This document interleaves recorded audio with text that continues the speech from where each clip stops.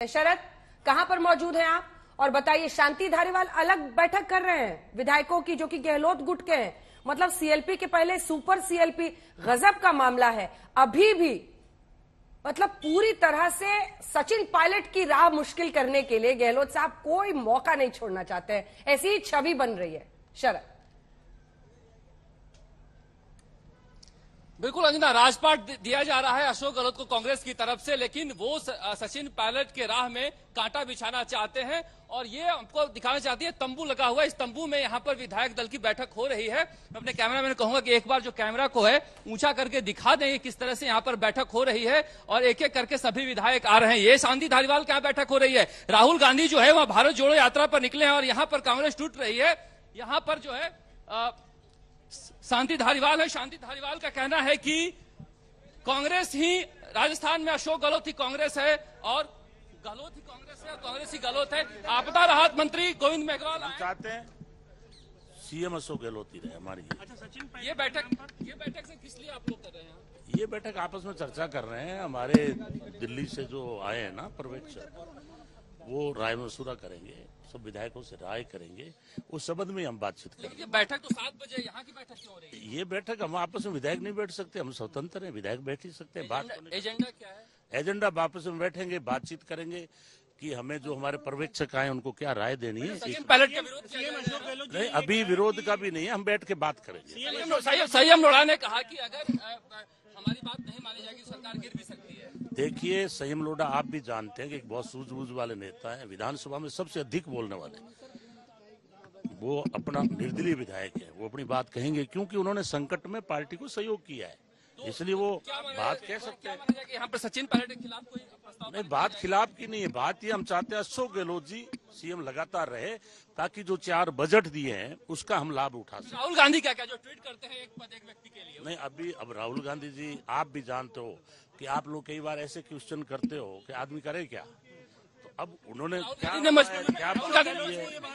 नहीं, हम मजबूरी का नहीं कह रहे हैं, ये तो आप जान के कह रहे हो ताकि कोई ना कोई बात शब्द निकले और समस्या पैदा तो आप करते हो। तो देख, आप सुना आपने अंजना की कह रहे हैं कि मुख्यमंत्री यही रहना चाहिए। आप बताइए, राहुल गांधी को ट्वीट करना पड़ा है एक पद एक व्यक्ति के लिए, लेकिन आप समझा जा सकता है किस तरह का माहौल है यहाँ पर। माहौल जो है, आज सुबह से ही विधायकों को बुलाया जा रहा है फोन करके। खुद मुख्य सचेतक महेश जोशी बुला रहे हैं गहलोत गुट के विधायकों को और यहाँ पर कहा जा रहा है कि एक साइन कराया जाएगा। उस साइन को यहाँ पर दिया जाएगा पर्यवेक्षकों को कि हमारी बात मानी जाए, नहीं मानी जाए तो हम विधायक दल का बहिष्कार कर सकते हैं। देखिए, राजस्थान में कांग्रेस की स्थिति क्या हो गई है कि जिस व्यक्ति को कांग्रेस संभालना है राष्ट्रीय अध्यक्ष के रूप में, उनके गुट की अगर जमीन पर इस तरह की हालत कर रहे हैं तो फिर ये इस कांग्रेस का भविष्य क्या है। इस तरह ये बात इसलिए हो रही है कि जब मल्लिकार्जुन खड़गे और अजय माकन दोनों आकर बैठ गए हैं, बयान दे दिया उन्होंने कि हम 7 बजे के बाद आप लोगों से बातचीत करेंगे कि विधायकों की राय क्या रही। उसके बावजूद यहाँ पर विधायक एक एक करके जुट रहे हैं और कई विधायक देखिए आ रहे हैं यहाँ पर। हाँ सर, बात कीजिए उनसे और पूछिए गहलोत को लेकर कि हाँ, कैमरा में से कहेंगे कि आपको दिखाना चाहेंगे। ये देखिए, ये सारे मंत्री खड़े हैं, मंत्रियों का आप दृश्य देख सकती हैं। ये महेश जोशी दिख रहे हैं, बीडी कल्ला दिख रहे हैं, रामलाल जाट दिख रहे हैं, सारे मंत्री हैं। ये मुख्यमंत्री अशोक गहलोत के मंत्री माने जाते हैं जो यहाँ पर शक्ति प्रदर्शन कर रहे हैं। यहाँ से बस लाई गई है और लग्जरी बस में ये सारे विधायक शक्ति प्रदर्शन करते हुए मुख्यमंत्री निवास जाएंगे। तो समझा जाता है कि किस तरह से एक कांग्रेस आला कमान को एक चुनौती दी जा रही है अपनी ताकत दिखाकर। अब इसका डायरेक्टर कौन है, ये इस बात को लेकर बहस हो रही है, क्योंकि इतनी ताकत तो है नहीं कि मुख्यमंत्री अशोक गहलोत के कहे बिना ये सारे मंत्री इस तरह से शक्ति प्रदर्शन करें अपने पर्यवेक्षकों के आने से पहले। तो एक दृश्य है जिसका आप अंदाजा लगा सकती हैं कि कांग्रेस की हालत उस स्टेट में क्या है जिस स्टेट का मुखिया कांग्रेस का राष्ट्रीय अध्यक्ष बनने जा रहा है। रोहन गुप्ता जी, अब देखा आपने, किरकिरी हम नहीं कर रहे थे, आपकी किरकिरी आपके नेता करा रहे हैं। अब उन्हें भी पता है कि किस तरफ मामला जा रहा है, माइक पर बोल रहे हैं वहां खड़े होके कि अशोक गहलोत ही हम चाहते हैं कि मुख्यमंत्री रहे। इसके बाद जावेद जी फौरन आपके पास आऊंगी। रोहन जी, मामला क्यों नहीं संभाल पाता कोई बड़ा नेता आपकी पार्टी में? अंजना जी, मुझे एक चीज बताइए, क्या कोई एमएलए को अपना ओपिनियन रखने का अधिकार नहीं है? हमारी तो लोकतांत्रिक पार्टी है। और मुझे तरस आता है भाजपा के प्रवक्ताओं पर जो कितने बेरोजगार हो चुके हैं कि हर रोज कांग्रेस के कागज लेके लेंस लेके कुछ निकालते हैं कि कोई हमारी दुकान चलाने का कोई वास्ता मिल जाए। यहाँ पे देखिए भाजपा प्रवक्ता हंस रहे हैं, बेचारे कांग्रेस में थे, अभी नए नए भाजपा में गए तो जो फिरका परस्ती है उसके सबूत निकालेंगे तो मालूम चलेगा उनको कौन सी डेट मिलेगी। आरएसएस पे जब बैन लगाया सरदार पटेल ने वो डेट मिलेगी, भारत जोड़ो यात्रा का जो विरोध किया उसकी डेट मिलेगी, कहाँ चले गए विरोध किया उसकी डेट मिलेगी। मैं इसलिए आपको ये चीज बोल रहा हूं कि इनको शर्म आनी चाहिए कि कांग्रेस पार्टी की अध्यक्ष का आज भी सोनिया गांधी जी हैं, जो दूसरे उम्मीदवार हैं वो भी उनको जाके मिले हैं, उसमें भी अगर इनको कुछ इश्यू दिखता है तो शर्म आनी चाहिए। मुझे बता दे, आज नॉमिनेशन और इलेक्शन में अगर इनको फर्क मालूम नहीं है, इसका मतलब ये है कि अभी ये नौसिखिए हैं, बीजेपी में नए नए गए हैं, इसलिए जरा सीख ले कि नॉमिनेशन और इलेक्शन में क्या फर्क है। नंबर 1।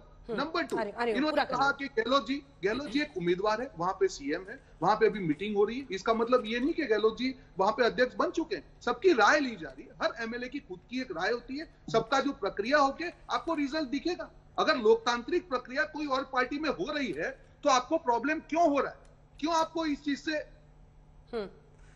चीज से मुसीबत क्यों हो रही है?